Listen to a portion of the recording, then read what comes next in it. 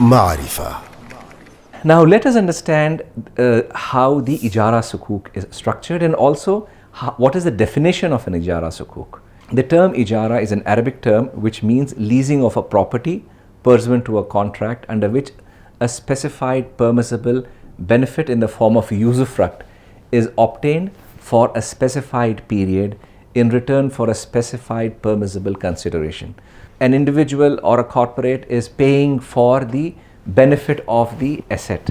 So if you are using a real estate, you want to pay the rental of the real estate, so that usufruct is the usage of the benefit which the real estate is giving, and what you give, it becomes the rental, right? So that is how the basic concept works. Now, according to IOFI, how Ijara Sukuks are defined? Ijara Sukuks are defined as certificates of equal value issued by the owner of a leased asset, or a financial intermediary issuer is the seller of the asset, and the subscribers are the buyers. Originator here becomes the seller of the asset. The issuer SPV, who raises the liquidity from the investors, buys that asset on behalf of the investors and then leases it back to the originator. The originator gives the rentals, and the rentals are paid to the investors, right? So during the life of the sukuk, so if the life of the sukuk was 5 years, for 5 years the rentals are paid to the investors, and at the end of the 5 years, meaning to say at maturity or default, the originator purchases back the asset at the pre-agreed value and pays the principal amount back to the issuer SPV, and the issuer SPV pays it back to the investors. So just to recap how it works, for example, if the value of the asset was $100, so on the initial day one, the investors are giving the $100 to the issuer SPV. The issuer SPV buys that $100 worth of real estate from the originator and then leases it back to the originator for rental of $5. So periodically every year that $5 are paid by the originators as rentals. The rentals are received by the issuer SPV and paid to the investors. Then at the end of 5 years, what happens is the originator purchases back the asset which it has sold to the issuer SPV for the value which is $100, gives back the $100 to the issuer SPV, and the issuer SPV pays it back to the investor. So this is how the whole mechanism or a structure works during the life of the sukuk, right? And there are certain, again, important legal features with regards to once you buy the property, then you appoint the originator as service agent and so on and so. And we will discuss this in detail when we talk about the flow of the whole structure. So this is in a nutshell how the Ijara Sukuk works and what are the various mechanisms which happens from the entry and then till the exit. Let us here in briefly understand the important points in an Ijara structure. So number one, the asset which needs to be bought by the issuer SPV should be Sharia compliant. Number two, which is important, is that originator is appointed as service agent. The ownership risk in a way somehow needs to be taken by the issuer SPV. Of course, the service agent, which is the originator, is appointed as service agent to take the insurance and everything, but for the investors to justify the incremental, the rentals, they have to behave or they have to function as the owners of the assets. So that is another important point.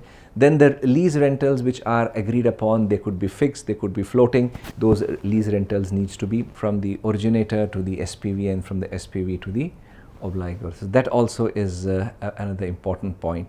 Now with regards to, for example, in case if there is a total loss, there is a very clear understanding that the whole structure would collapse, because if there is a total loss, there cannot be a return or the rentals which can be given. So this is another important point.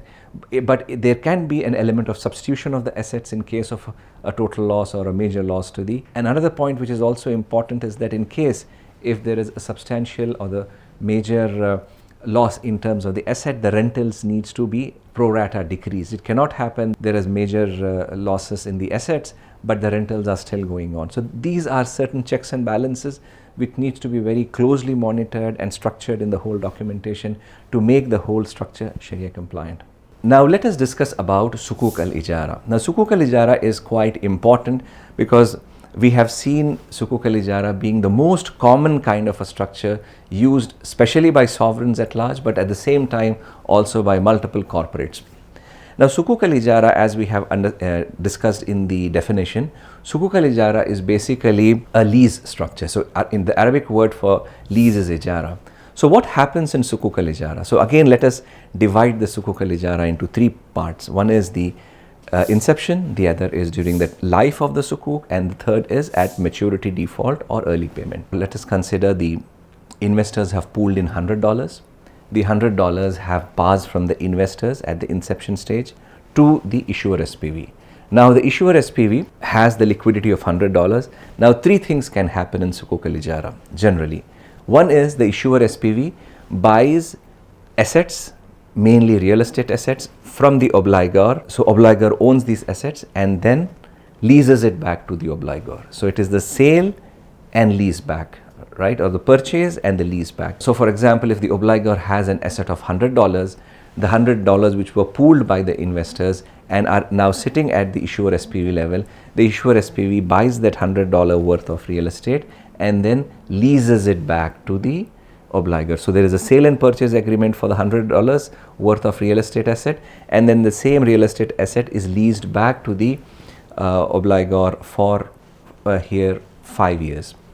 Now the rental which has been agreed between the obligor and the issuer SPV, the rentals could be fixed or it could be floating, right?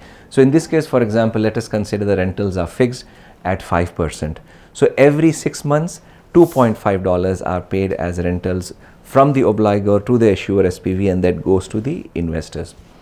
The other important piece is what we have to consider. There could be a possibility that once the liquidity has been pooled at the issuer SPV, the issuer SPV buys the real estate from a third party and leases it to the obligor. That is also a possible structure which happens. So if the obligor doesn't own any real estate asset, so the SPV buys the real estate asset from a third party and then leases it to the obligor, and the same mechanism works in terms of the rental payments. A third option, which is called as a sale and a lease back, or the head lease or a sublease.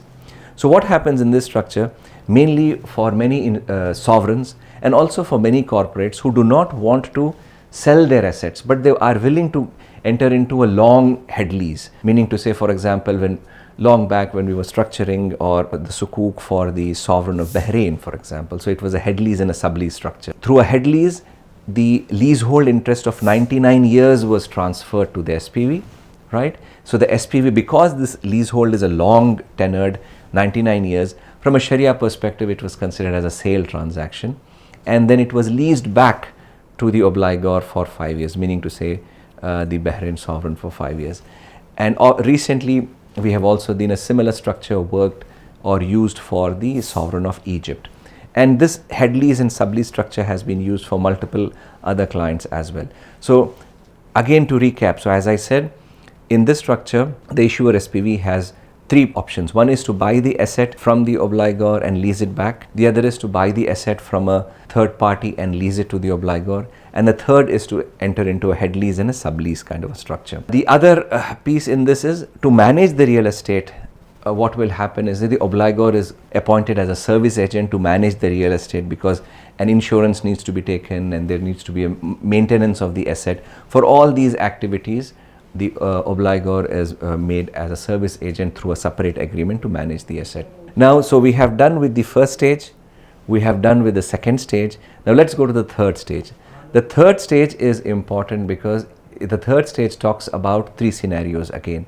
In case of maturity, in this case, for example, if it is 5 years, in case of default, or in case of early payment. In three of the scenarios, what will happen? In case of maturity after 5 years, the obligor, who is also a lessee, is obligated to purchase the assets back in case if the assets were purchased from the obligor for a value of $100. So the obligor purchases at the end of 5 years for $100 the asset, passes the $100 to the issuer SPV, and from issuer SPV it goes to the investors. Now let's look at a scenario also in case if the asset was purchased from a third party and leased it to the obligor. Even in this case, the obligor is obligated in case of maturity, default, and in case if they want to early prepay, they have to purchase this asset at a value of $100 and pay the cash to the issuer SPV, which goes to the investors. And even in the third scenarios of early payment, even if the obligor wants to prepay through a transaction and get out of the transaction because they have got liquidity, they do not want to continue for 5 years, even in that scenario, the same process follows. They purchase the asset and then they pass on the liquidity.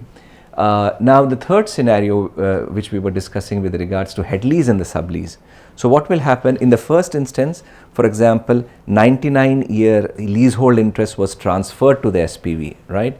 And it was used for 5 years, okay, and the 5 years was again transferred back to the lessee, in this case the sublessee, which is the obligor. So what will happen, whatever number of years are remaining, right? So from 99, if you minus 5 years, so whatever the remaining period is, that remaining period is transferred back for the value of $100 to the obligor. Meaning to say, the obligor purchases back the remaining leasehold interest from the issuer SPV and pays the $100, and the $100 goes back to the investors. So this is in a nutshell how the whole Sukuk Al-Ijarah works, and from the start till the end, and these are all the mechanisms and the procedures. معرفة.